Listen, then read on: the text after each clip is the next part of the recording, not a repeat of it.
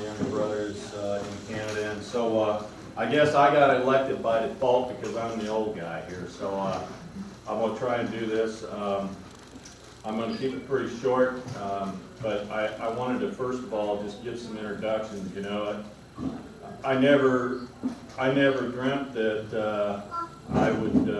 You know, I remember when Lewis is one of the other brothers, and he died in 1978 in a car accident. He was in the military at the time, and he was on his way back from his military. I think he was on leave at the time and got into a rainstorm and was involved in a car accident. That was a horrible time for the family. And then, of course, Gene passed away, and they actually, Gene had a daughter that I had never met because she passed away before Betty and Gene actually got together and got married and whatnot. So, in fact, Pam is a direct result of Gene and Betty. You make me sound evil. I'm the blender. Yes. Hey, which one's Yeah, Dr. you are, she's the blessing of the family, so yeah, she brought us all together and kept us together, so to speak, so. But Jean had a young daughter. I think she was around 3 months old when she passed away. I never had the opportunity to meet her, but at any rate, I remember the days when before we ever got together with the Mendoza side of the family, and we were living in some project housing back in those days. We were, you know, Betty, my mom, was not well off. She was a single mother trying to struggle to raise children and everything, and there's a couple pictures there, and then when you see those, you probably understand why I don't remember much back in those days. But as we grew up and once we blended all the family together and everything, this was the sort of the result. Obviously, I've already mentioned my name, and the following are the rest of them here. Fred, who wasn't able to make it today. Emily, Tim, who's the one up in Canada that Kim made mention of, so to speak, and Vince, who is also not here today. And I'm here. All right, I'm sorry. Hey Vince, what's happening? How you doing there, buddy? You look so old now, I didn't recognize you. At any rate, we've got Sean and Mary, Pam, Debbie, who is in Indiana, and she's the Coley side of the family, so to speak. She's actually technically the oldest of the whole bunch. She's 3 years older than me, so let's see here. So did I get everybody here? Brad, Louie, Andy, Tim, Vince, Mary, Pam, Sean, Debbie. Remember that? That's good. Anyway, that's the plan, and if you haven't met them, most of them are here today. So obviously, if they haven't introduced themselves, please meet them. But we've got a large family, and obviously, there's a lot of people here. Yancey is here. He is the son of Clem, and Clem Mendoza is Eugene's brother. And Clem lived down in San Diego, and I believe he was a postmaster down there for years. Some high up, yucky for the U.S. Postal Service. And then we have Shirley, who is Eugene's sister, younger sister. And the rest of the sisters and brothers are, you know, either Con or Joe, Clem, Gene. But at any rate, I want to thank all of you. I just wanted to make mention of a couple people that are here. Sandy and Todd, where are you at? Thank you. They were very close with Laura. Jennifer, are you still here? She may have had to leave, okay? And Stacy. Well, Mark Leno, Laura's ex-husband is here. Thanks for coming, Mark. And I'm not going to introduce everybody else and all the kids and grandkids and all that, but obviously there's a bunch of you here. And a couple of Tim's kids are here. Where are they at? There you go. And he looks like trouble. But anyway, what I'd like to do is, first of all, you know, Laura and I, we grew up together. Gosh, we were very close when we were young, but, you know, we kind of grew apart especially when I moved out. I eventually moved out and moved with my biological father, which was a real mess.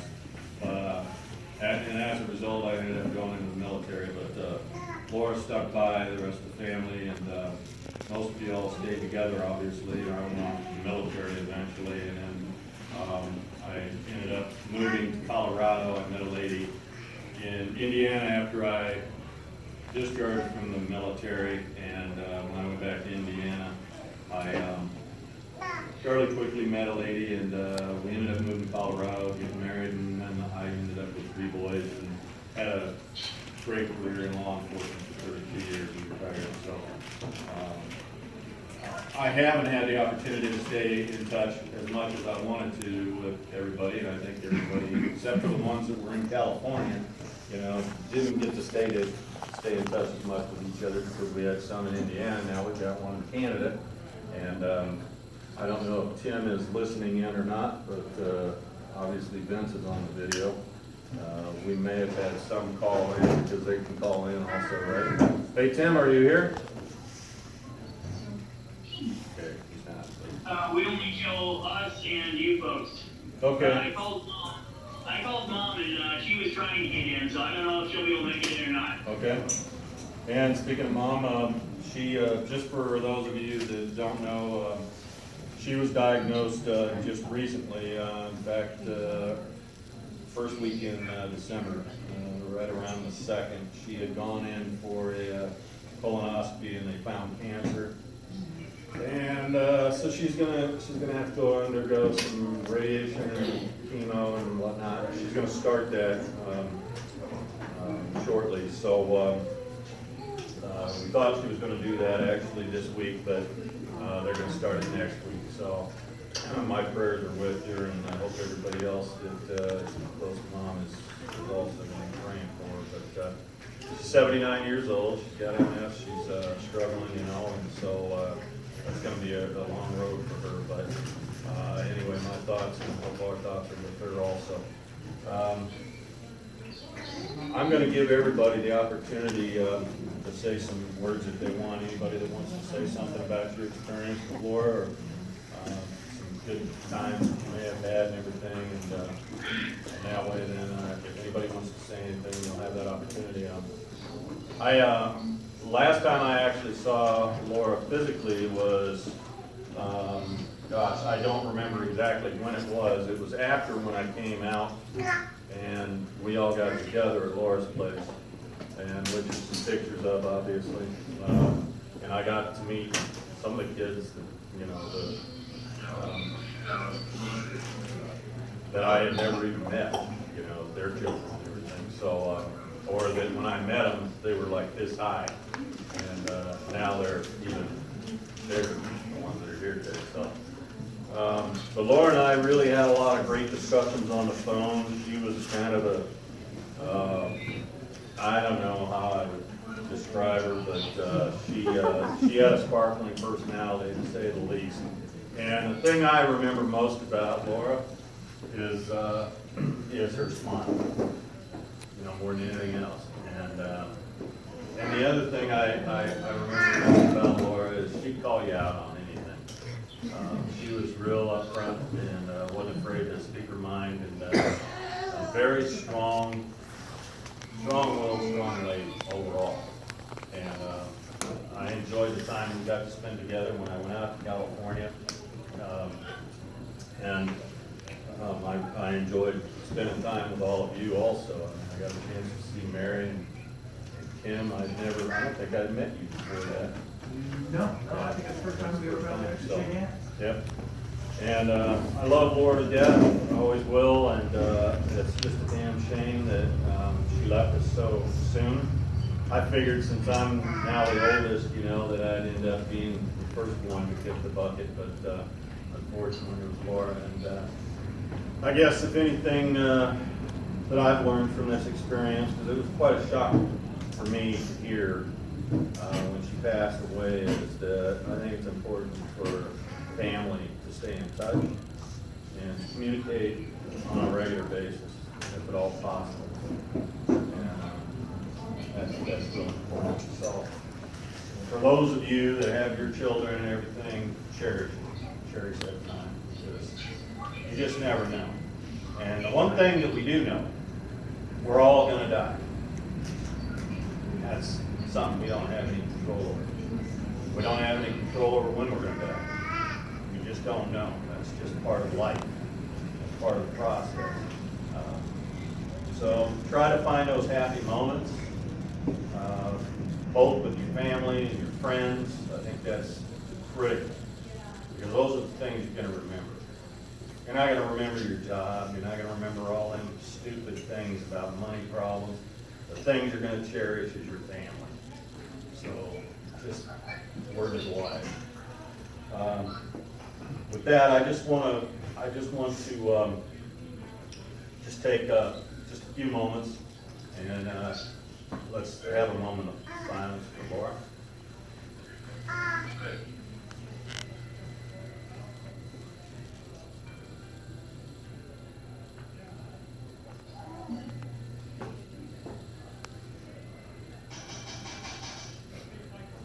All right.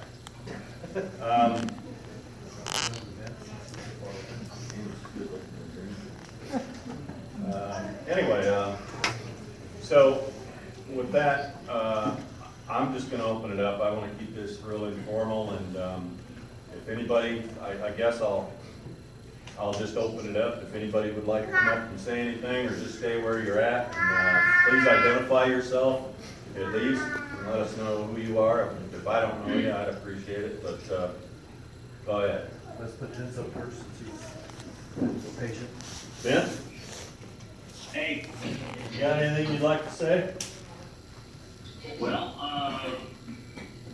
yeah, Laura and I were just a great, I think we were two grades apart in school. And when I was a senior in high school, Liz and I were just starting to get friendly. And I can remember one time she got all freaked out because her best friend came up to her and said, hey, I just saw Vince walking down the street with some blonde girl. And nobody knew it was Laura. So, you know, I think the last time I physically saw her was probably at Dad's funeral in 1997. Was the last time I was out in California. We chatted on Facebook a little bit, but you know, like Jim said, it does bring home that you don't really think about what you have until you don't have it, and also makes you think a little bit about planning ahead, you know, and make your intentions known, make your feelings to everyone known how you feel. So, anyone else? Thanks, Vince. Yeah. And just so that everybody does know, I think what Vince is kind of alluding to here is, as far as Laura Lynn goes, she made it quite clear, she didn't even want us to do this. Okay, that was just Laura. She's just low-key, you know, run under the radar kind of person until you met her. Then you couldn't shut her up. No, she just was a great sister, and but you know, she wanted, if she was gonna go, she wanted to make it real easy and just just, not have anything special and all that, but, we all decided we kind of overruled that because, you know, when it comes to losing a loved one, it's also about the loved ones. And, so it's important, you know, for people to get together and share memories and grieve. It's part of the grieving process. So that's the primary reason why we're here, and we're here to celebrate her life. So anybody else, I'd like to just open it up again. No, don't be shy. I don't speak well at all, so I'm not saying. Well, I'll go ahead and go. So Sandy and I have known Laura for over 3 years. Basically, just after high school in Burlingame and going there. And I've seen the good, I've seen the bad, and I've seen the ugly. And we got drunk a lot together, and we had a lot of fun together. Was she at memory we're after together with us? So probably one of the best memories, going back in my Alzheimer mind, is we, when she was married to Mike Judd, we did a road trip. It was a river rafting trip up the American River. And it was a 2-day river rafting trip, and we get up there late on Friday night. we sat out on the rafts on Saturday morning, and there was one raft. They had all of us riff raft and a couple of rafts. And there was another raft that was only like 5 people in it. It's like, well, what's so special about that? Well, as it turns out, it was Kirstie Alley, Parker Stevenson, and Dudley Moore. And that night, at the Lobster Steak Fest, we got hammered with Dudley Moore. We had a blast. Yeah. So that was, Laura got to meet some famous people. That was a lot of fun, that trip. But we had a lot of good memories with Laura. Great person, great, very strong personality. You knew exactly where you stood with her, good, bad, or indifferent. And we'll miss her. So we love you, Laura. Anybody else? I'll go. I'm Chantel Villalobos, used to be Chantel Morris, was walking into Marshall Hospital once a week for almost 4.5 years, on a list for a liver transplant. I met Laura probably about 9 years ago, just going for normal hospital visits or whatever, doctor visits. Became a very, very good friend of Laura, very close friend. Met Mark. Mark ended up being my caregiver, and every week for almost 4-something years.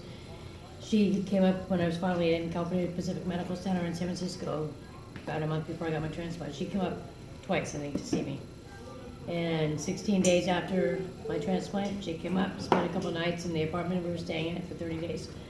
And she married us up at the park behind CPMC. She also was able to attend the big family wedding we had when we got back, and I'm now a year and a half out of transplant. We got married in September, and she was able to come there. Her dogs have had such a great life with my dogs for that much time, from Sophie Rose to Chloe, and I'm just a lot of Christmases, lots of laughs, lots of cries, lots of fights, lots of hugs, and I miss her dear, and I'm so angry, selfish, I need her here. That's it. She told me about you on the phone. I mean, Laura and I spent hours on the phone. You know, I can't. When I left, it was around the time when I left Petroleum, right around 2012. And gosh, we talked a lot. I mean, we really had some good conversations. And then, of course, they when they were in March, or when they were on the road, they came out and visited a few times. And in fact, I think you guys stayed once at the house. And I think you parked the rig outside in front. I almost got arrested for it. Because it was this huge, I mean, this is like a, subdivision, HOA big time, right? And they got this thing parked next to my house, but it actually wasn't a problem. Nobody said anything, but it was good. But you know what I remember most about that? Is Laura asked me if they were on a road, right? They were on a road a lot. And so she had some laundry to do. And I had kind of offered up, hey, if you got laundry to do, no problem, just go in there and do it. So she brings this suitcase in the house. And she sets the suitcase down. And I had a girlfriend. And the girlfriend dumped me but left me her cat. Okay? Swear to God. I know where this is going. And this cat was a cat from hell. Excuse me. If anybody's a cat lover, you're just gonna have to excuse my, thing here. But so in my laundry room, she's got the suitcase open, and the clothes are getting in there. And I don't know. I can't remember if they're in the dryer by that time or what the story was, but it was empty. Okay. Well, this cat. This is a male cat. This cat liked to mark, but it was more than a mark. Okay, this freaking cat, I had to eventually Pissed get in rid her of the cat. suitcase. I could not keep it. It ruined some furniture of mine and everything else. And I thought about sending the cat back to my ex-girlfriend. I didn't do it, but at any rate, the cat pissed in that suitcase. And I don't know if they ever did get the smell out of it, but I was embarrassed to be heck. And she said, oh, it's no big deal, no big deal. I don't know whatever happened with it, but that was my fondest memory of her coming out. And yeah, it's pretty sad, but she wipes it all out and tried to clean everything. So I don't know if you ended up, you probably threw it along the highway somewhere and got popped for a little. But anyway, that was, but thank you very much for sharing that with us. Who else? I remember when we were little, my brother, I'm Shirley's son, Craig, my brother Derek, my family's, my son Christian, my daughter Alexia, and my brother's got his kid here. But when we were little, I remember trying to get Uncle Jim's family, this guy here, to take us to the park. And he had it was a brown station wagon. Yes, and I always was trying to get these guys to go to this park that had this like cement slide. Yeah, So I always Golden Gate wanted Park. to get these guys to go because I thought the place was like, closed place. And so we had like this one or two times we tried to get there, and we had a few of the family to go. But I remember that time when we were little, we would just try to get them and this guy to drive us over to this park in Golden Gate Park. And it's still there. I believe it's still there. It has a merry-go-round that sits there. That's been there for decades. But that playground is still there. Remember, Pam? Yeah. Tim, Emily. I remember blasting the radio real loud. And, oh my God. Yeah, I remember. I was in there. I just want to remember us doing something. There was no seatbelt laws. People were pressed against the window. Hell, that's the way it was with all the kids together. Everything didn't seatbelt work. That's a fond memory. I remember us kind of doing things together that was stood in my mind that we were just trying to remember. Just to get this guy to get, come on, Nancy, let's go. Let's take everybody with us. Yeah. When he gets their license, you're just like, hey, take us here, take us there. So it was fun. That's my memory of us. Thank you. Thanks for coming today. Who else? Anybody? I'll say something. Oh, man. I was warned by Yancey a long time ago. It wasn't, yeah, I'll keep this one. It's been more recently with that Yancey. Well, it's been so long, probably 30 years. Really? And it's terrible because we've been very close, but, one of the last times that I saw her, I was working for Joanne, her grandmother, my grandmother. And I had this real casual job where I would go to some of the foreign consulates and get visas for some of the people traveling. But then I was all over downtown, cruising around. and Laura came with me. And,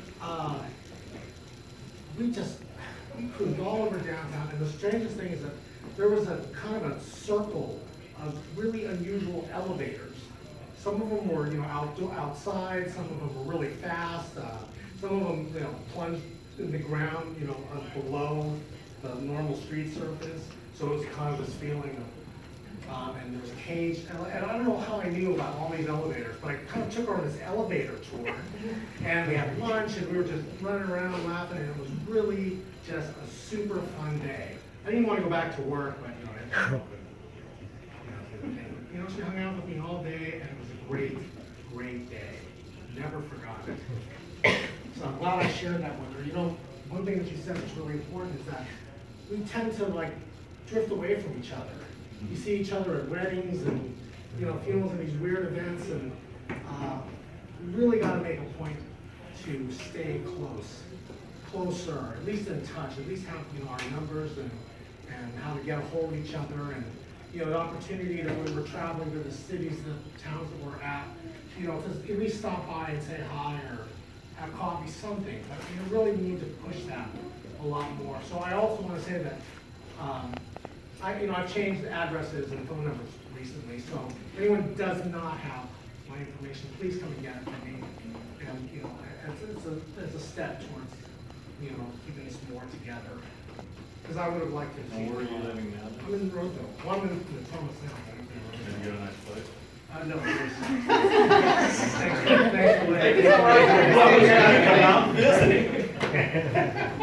Thanks for No, right now my place sucks. I'm living the life of an artist. So I'm Kim Summers, I'm Mary's husband, and I've been part of this whole roadshow for 20 years, almost 21 now. I put together the email list, put together for siblings and for cousins, nieces and nephews. I did not have anything for cousins. I would love to expand that. I would love to stop making it the Laura list and make it the Mendoza list. So, I'm up on Facebook, Kim W. Summers, if you'd like to send me that. Most of you either have my phone numbers and emails or can get them from siblings, cousins, friends. And as you get those numbers, maybe forward them on. Excuse me, the blender is connected to all of you, I'm just saying. Oh, good. Oh, the blender. Well, then send it all to Pam. No, I'm just saying, you can go to my Facebook page and you can find everything. I don't have to worry about emails and stuff, it's all yours. Yeah, I didn't say that. But I'm offering to put that together. Right. Yancey's right, and he and I have talked about this a couple times before, at funerals. I grew up in the Midwest, I'm from Missouri, and I think one of the things as a child and as a young adult I look forward to most was getting together with my family. And about every other year, we'd get together somewhere, somebody's house, somebody's farm, a park, something. I'm 61 in 2 weeks. I know what family's about in that respect. I've lost family members in the last 2 years, and I don't want to lose no more without at least making every effort to be in their lives as much as I can. So I would suggest, from an outsider's viewpoint, maybe we need to get together every couple of years, have a picnic, have a dinner, have something that doesn't involve death, but instead celebrates our life and our family. Just a thought. Laura was big about that for us. She was always talking to us in the last 10 years, especially since she left the road. Although I found some great pictures of my kids climbing through the cab. It's like for Jim, they came out and visited us down in Irvine, actually Foothill Ranch, and the kids were like, wow, this is the greatest jungle gym in the world. No, it's not a toy. You're on a cab. But they had a great time. And I've been proud to be Sorry, I'm not. a friend of I mine. just saw Gene here when he was younger. Yeah. He's a good looking guy. The rest of them knows it now. Oh, I can grab that one in a muddy pool. I'm just saying, so I'm gonna step outside. No. Thank you. Thank you for listening and putting up with me. Thank you, Kim. And I want to thank Kim and Mary specifically because they've been doing a lot of work. And Sean also. Mostly that. Sean And and Rowan helped a lot. involved also. And I just want to thank you all so much for not only for me, but I think on behalf of the rest of the family. And for Mom too, since she isn't here today. Well, we did it with Laura in mind. And before I forget, I just want to convey Mom's, Mom had a lot of good talks with Laura, and they had a little falling out. And I think some of the family members know about that, so I'm not going to go into that. But Mom loved Laura just like she loves us all to death, and she's pretty broken up about this whole thing. So I would recommend all these brothers and sisters of mine give her a call, and the grandkids give her a call I have been. and say hi to her. I know some of you do, but especially now, she really needs your support. And just make her laugh. Just say anything to her, just have a conversation and try to keep her spirits up. But anyway, with that, I'm gonna move on and Kim. I got one last thing. But The slideshow that I put together, It's not there. it's not together. Oh, of course it did. But it's all on a great picture. Well, after I made the comment about the Mendoza family and everything, Gene's staring me down right now. And Gene was the type of man, you didn't want to piss him off, okay? You think that was just happenstance? It's planned. I've made some, I burned a couple of CDs. If there's anybody that wants a CD of the slideshow or wants to get it on to someone else who wasn't able to attend but wanted to, then please tell me, I'll give you one of them. And I've got one for Vince and Liz and one I'll send out to Debbie and Tim. Who else? Anybody else? Hi, my name is Stacy, Hi, Steve. and it's really a beautiful thing to see this family coming together. And I just want to thank all of you for having this. Laura was like a sister to me. I'm an only child, and I met.